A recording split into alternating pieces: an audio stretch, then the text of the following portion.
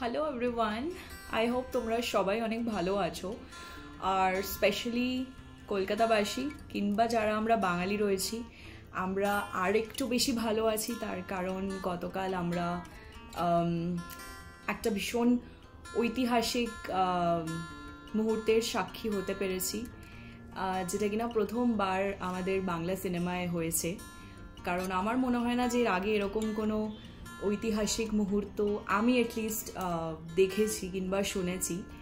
তো সেটার জন্য আমরা ভীষণ এক্সাইটেড। আর তোমরা সবাই জানো আমি কিসের কথা বলছি। একদমই ঠিক, আমি দেবদা এবং শুভশ্রীদির এই 9 বছর পর একসঙ্গে স্টেজে দাঁড়িয়ে মুভি প্রমোশন করা কিংবা এই যে একসাথে কামব্যাক করা, এটার কথাই বলছি। যারা মিলেনিয়ালস, যারা বাঙালি, যারা কলকাতাবাসী এবং যারা অবশ্যই কলকাতার বাইরে, মানে আমার মতন মানুষ যারা ব্যাঙ্গালোর, দিল্লি, আরও বিভিন্ন জায়গায়, ইনফ্যাক্ট বিদেশে থাকছো, আমরা সবাই জানি যে আমাদের সেই ছোট্টবেলার যেই নস্টালজিক এবং ভীষণ প্রিয় জুটি, ভীষণ প্রিয় নায়ক বলা যেতে পারে, ভীষণ প্রিয় নায়িকা, সেই নস্টালজিয়া, সেই ছোটবেলার দিনগুলো, সেগুলো মনে হলো যেন আরেকবার আমরা মানে রিলিভ করতে পারলাম কালকের এই ধূমকেতুর ট্রেলার লঞ্চ ইভেন্টের মাধ্যমে। আর মানে আমি সাধারণত এইরকম ভিডিওস কোনোদিন বানাইনি। ইনফ্যাক্ট আমার চ্যানেলে আমার ঘুরতে যাওয়া, মানে আমার যে সুইজারল্যান্ড আর প্যারিসের ট্রিপ, সেটার সিকোয়েন্স চলছিল। বাট আমি ভাবলাম যে সেটাকে ব্রেক করে এই ভিডিওটা বানাই, বিকজ আমি ভীষণ এক্সাইটেড আর মানে একটা অন্যরকম মানে আনন্দ অনুভব করছি। আর you know, when you have a lot to talk about or when you feel a lot inside, it's better to talk it out. আর আমি হয়তো কখনো মানে ইনস্টাগ্রামে অবশ্যই আমি পোস্ট শেয়ার করি দেবদাকে নিয়ে, বাট আই গেস কখনো মানে আলাদা করে কোনো ভিডিও ইনস্টাগ্রামে কিংবা ইউটিউবে আমি কোনোদিনও দেইনি, যেটাতে লোকে বুঝতে পারবে যে আমি কত বড় মানে দেব ভক্ত হনুমান যেটাকে বলে। ছোটোবেলা থেকে, মানে আমি ক্লাস 6 থেকে দেবদার পাগল ভক্ত। মানে আমি সেই সময়ের কথা বলছি যখন চ্যালেঞ্জ রিলিজ করেছিল। আমি ক্লাস 7-এ পড়তাম, আমি আর আমার একটা বান্ধবী ইপসিতা, আমরা সেই থেকে দেবদার পাগল ভক্ত। মানে যখন স্কুল থেকে মানে বাড়ি ফিরতাম, তো ভ্যানে করে বাড়ি ফিরতাম, আর ওই দেওয়ালের ধারে ভ্যানগুলোকে লাগিয়ে রাখা হতো, মানে স্কুল ভ্যান যেটাকে বলে। আর তখন চ্যালেঞ্জ রিলিজ করেছে, দেবদার পোস্টার দেওয়ালে লাগানো, সেই চ্যালেঞ্জের পোস্টারগুলো। আমি লিটারালি মানে ভ্যানে উঠে মানে দেবদার ওই পোস্টারটাকে ছিঁড়ে, জাস্ট ফেস অবধি, মানে এতটা আমি ছিঁড়ে ওটাকে বাড়ি এনেছিলাম লুকিয়ে। এনে আমি চুপিসারে আমার রুমে ঢুকে সবার আগে ওটাকে মানে একটা মানে মানে ধরো দেওয়ালের এক কোনায় অনেক কষ্টে ওটাকে পেস্ট করেছি, যাতে মা দেখে তো চেল্লামিল্লি ডেফিনেটলি করবে, বিকজ তখন আমার রুমে শুধু দেবদারই ছবি থাকতো। আর যদি শুনে যে রাস্তা থেকে পোস্টার ছিঁড়ে এনে দেওয়ালে লাগিয়েছে, আমি রীতিমতো মার খেতাম। তো সেই কারণে সেই ভয় আমি সেই ফটোটাকে দেওয়ালের একটা কোনায় লাগাই, যে ঠিক আছে যদি মা আমার ওপর আমাকে বকাও দেয়, আমাকে মারধরও করে, যাই করে, অ্যাটলিস্ট পোস্টারটা যাতে ছিঁড়তে না পারে চট করে। মানে আমি যদি এখানে লাগাই, ফাট করে ছিঁড়ে মানে হাতের নাগালে চলে আসবে। তো সেটার জন্য আমি অনেকটা ওপরে লাগিয়েছিলাম। মানে এগুলো ইমোশন, মানে এগুলো হয়তো মানে অনেক মানুষই আছে যারা বলছে যে এটা দুজন প্রফেশনাল মানুষ তাদের মুভির প্রমোশনের জন্য এটা করেছে, একসাথে এসে কামব্যাক করা, কিংবা দুজনকে ব্লক লিস্ট থেকে সরিয়ে দুজনকে ফলো করা।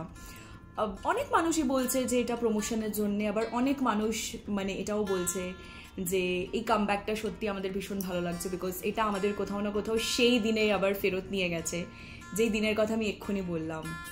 আমার শৈশব, আমাদের শৈশব, তখনকার দিনে মানে ওই পরাণ যায় জ্বলিয়া রে, কিংবা দেখেছি তোমাকে শ্রাবণে, এটা কি ভুল, মাহিবে, মানে এই প্রত্যেকটা গানের সাথে এক এক রকমের স্মৃতি জড়িয়ে, অনেক অনুভূতি জড়িয়ে, অনেক নস্টালজিয়া জড়িয়ে, অনেকটা শৈশব জড়িয়ে।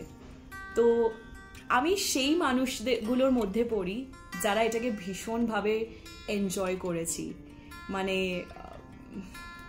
আমি যখন আমার বরকে বলছিলাম, ও অতটা রিলেট করতে পারছিল না, বলছিল হ্যাঁ ঠিক আছে নর্মাল ব্যাপার, মানে এটাতে এত লাফালাফি করার কি আছে। তো আমি না তাকে একটা কথাই বললাম যে দেখ, this is nostalgia, this is emotion for us. হতেই পারে ওরা হয়তো এটা প্রমোশনের জন্যই করছে, কেন করবে না? মুভি বেরোচ্ছে, বহু প্রতীক্ষিত একটা মুভি যেটা আবার আগে 9 বছর পর রিলিজ হচ্ছে, এমনি সেই মুভিটার সাথে একটা আলাদা রকম ইমোশন জড়িয়ে আছে। তো সেটার জন্য যদি মানে সেই মুভিটাকে উপলক্ষ করে যদি দুটো কোস্টার যারা একটা টাইমে ভীষণ নাম করেছে, যে তাদের জুটিটা আমরা আজও সেলিব্রেট করছি, হতে পারে হয়তো তারা তাদের ব্যক্তিগত জীবনে এখন আর একসাথে নেই, হয়তো তারা প্রাক্তন, মানে হয়তো কি তারা এখন প্রাক্তন, কিন্তু মানে সেটার কারণে হয়তো দুজনে ডিস্টেন্স মেনটেন করেছে কি করেছে সেটা একান্তই তাদের ব্যক্তিগত ব্যাপার। বাট যদি সেটা মুভির ক্ষেত্রেও আজকে যদি সেই দুটো মানুষকে সেই মুভিটা আবার কামব্যাক করাতে পারে, এবং তারা যদি সত্যি তাদের ব্লক লিস্ট থেকে দুজনকে সরিয়ে আবার ফলো করতে পারে, একটা বন্ধুত্বের হাত যদি বাড়িয়ে দিতে পারে, so what is the problem there? Why shouldn't we celebrate that? even if it is only for the sake of the promotion for the film, it's okay. কারণ আমরা এর মাধ্যমেই আমরা সেই দিনগুলোকে আবার রিলিভ করার একটা সুযোগ পেয়ে গেলাম। আর যখন আমরা আমাদের সেই নস্টালজিয়ার কথা বলি, আমার মনে হয় যে যেই দুটো মানুষের মানে জন্যে আমাদের এই নস্টালজিয়াগুলো কাজ করছে, পুরোনো দিনের স্মৃতিগুলো মনে পড়ছে, স্মৃতিচারণ যেটাকে বলে, কিংবা পুরোনো দিনের সেই মানে কি বলে মানে সেই স্কুল থেকে এসেই সঙ্গীত বাংলা চালানো, কিংবা স্কুলে যাওয়ার আগে মানে আমি কি করতাম, ঘুম থেকে উঠে আমার মানে চোখটা খুলে সঙ্গীত বাংলা চাই, এরকম একটা ব্যাপার হতো। আর স্কুল থেকে ফিরেও আমি সবার আগে ড্রেস চেঞ্জ না করে আগে আমি টিভি চালিয়ে সঙ্গীত বাংলা চালাতাম। এটা শুধু আমি করিনি, এটা আমার মতো লক্ষ লক্ষ মানুষ করেছে। আজকে যারা আমরা হয়তো অনেকটাই বড় হয়ে গেছি বয়সে, অনেকটা এগিয়ে গিয়েছি আমাদের লাইফে, অনেকটা ম্যাচিওর হয়ে গেছে, আমরা সবাই এটা করেছি, তাই না? তো মানে সেই দিনগুলো যখন এই দুটো মানুষের জন্যে আমরা নিজেরা সেই দিনগুলোকে আবার রিলিভ করার একটা মানে মাধ্যম পেলাম, সো এটা তো আমাদের নিজেদেরকেও মানে ব্যক্তিগতভাবে অনেকটা বেশি মানে আনন্দ দিচ্ছে, তাই না? আর মানে নস্টালজিয়া আমরা সেটাকেই বলি যেটাকে আমরা ফেলে রেখে এসেছি, যেটা আমাদের একটা পুরনো স্মৃতি। সেটা এটাই হতে পারে, যেরকম আমার ক্ষেত্রে আমি আর আমার একটা বান্ধবী ইপসিতা, আমাদের আজও ভীষণ ভালো যোগাযোগ আছে। আর ইনফ্যাক্ট আজকে সকালেই আমার ওর সাথে কথা হচ্ছিল এই বিষয়টা নিয়ে, যে আমরা মানে কি পাগলামোটাই না করতাম স্কুলে। মানে স্কুলে পৌঁছে আমাদের কাজ হতো যে আজকে সঙ্গীত বাংলায় কোন নতুন গানটা শুনেছি, মানে ধরো দেবের কোনো মুভির গান রিলিজ করেছে, তো আমাদের কাজ হচ্ছে যে আমরা দুটো ডায়েরি রাখতাম, যে একটা গান আমি লিখতাম আর একটা গান ও লিখতো, তারপরে আমরা ডায়েরি এক্সচেঞ্জ করে সেগুলোকে মুখস্থ করতাম। তো এটাই আমাদের কাছে নস্টালজিয়া, যে আমরা এগুলো ছোটবেলায় করতাম যখন আমরা স্কুলে পড়তাম। দেবদার গান শুনে লিখতাম, সেগুলোকে মুখস্থ করতাম। পেপার কাটিং, তখন তো পেপার কাটিং ভীষণভাবে মানে আমার মনে হয় সবাই আমরা করেছি, যে যখনই খবরের কাগজে কোনো ছবি দেখতাম খটখট করে কেটে সেটাকে এক নয় ডায়েরিতে পেস্ট করবো, নয়তো সেটাকে আমি দেওয়ালে লাগাবো। মায়ের কাছে বকুনি খেতাম, উইচ ইজ ওকে, মানে আমি সাংঘাতিক বকা খেয়েছি। আমার একটা টাইমে ঘরের দেওয়ালে শুধু দেবদারই ফটো ছিল। সো এগুলোই আমাদের কাছে নস্টালজিয়া, মানে দেবদা শুভশ্রীদি, দেবদা কোয়েলদি, কিংবা দেবদা as a whole, as a person is an emotion for us. He is our nostalgia. সেই প্রথম প্রেম থেকে শুরু করে প্রথম হার্ট ব্রেক, তারপর বন্ধুত্ব, ভালোবাসা, সমস্ত কিছুর সাথেই তো দেবদা জুড়ে রয়েছে। দেবদার সিনেমার গানগুলো জুড়ে রয়েছে, সেই দিনগুলো জুড়ে রয়েছে। তো সেই দিনগুলোকে আমরা কিভাবে ভুলবো, তাই না? তো আমার মনে হয় যে এটা মানে মুভি প্রমোশনের জন্যই করে থাকুক কি যাই রিজনে করে থাকুক, আমার মনে হয় আমাদের সবার এটা পজিটিভভাবে নেওয়া উচিত। So we should stop trolling people, or we should just take it positively. মানে it's okay if two people did not end up together, হতেই পারে। এরকমটা তো আর নেই যে তুমি কাউকে ভালোবাসলে তুমি তার সাথেই তোমার বিয়ে হবে, এরকম তো সবসময় আমরা সবাই জানি হয় না। মানে whatever is destined, that will happen to you eventually. So it's okay if they are not together. At least এখন XYZ রিজনের জন্যই যে তারা যে একসাথে এসছে, আমরা যে এত ভিডিওস, এত ছবি, এত কিছু দেখতে পেয়েছি, আমরা ভীষণ আনন্দিত বোধ করছি। So we should keep it this way, right? আর একটা জিনিস আমি মনে করি যে মানুষ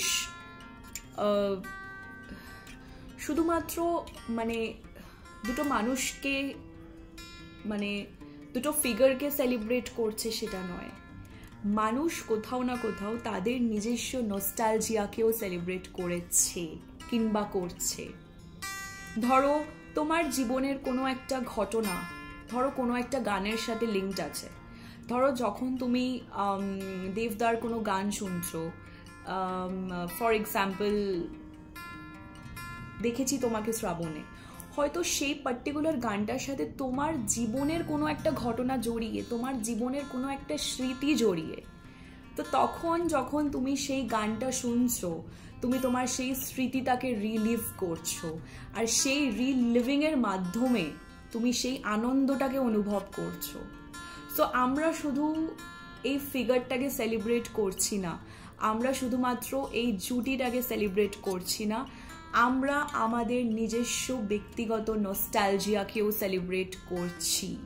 so let's be very open and let's accept the fact যে আমরা আমাদের নস্টালজিয়াটাকেও সেলিব্রেট করছি এই গানগুলোর মাধ্যমে, এই দুটো ব্যক্তিত্বর মাধ্যমে, এই দুটো মানুষের মাধ্যমে।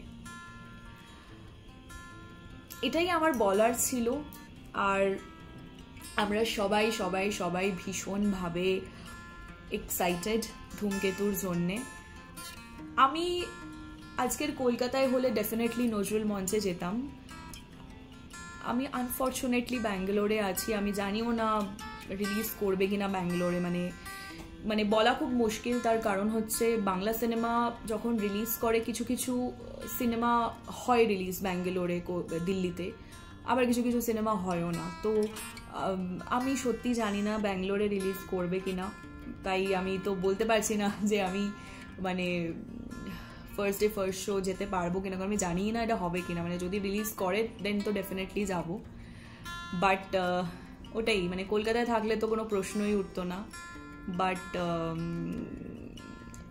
কোনো ব্যাপার না, ইটস ওকে, সোশ্যাল মিডিয়ার মাধ্যমেই সেলিব্রেট করব যদি না এখানে রিলিজ হয়, আর নয়তো আমি ওটিটির অপেক্ষায় থাকবো। এটুকুই আমি আমার সাধ্য আপাতত ব্যাঙ্গালোরে বসে, এটুকুই আমি করতে পারি। আর 14th অগস্ট ধূমকেতু রিলিজ করছে। তোমাদের মানে কলকাতাবাসী, বেঙ্গলবাসী, তোমাদের নিকটবর্তী মুভি হলে অবশ্যই যেও, মুভিটা দেখো, এনজয় করো, নিজেদের নস্টালজিয়াটা এনজয় করো। এটাই আমার বার্তা, যে সবাই যাতে নিজেদের সেই শৈশবের দিনগুলোকে আবার একবার রিলিভ করে সেটা এনজয় করে। এইটা দিয়েই আমি এই ভিডিওটা এন্ড করছি।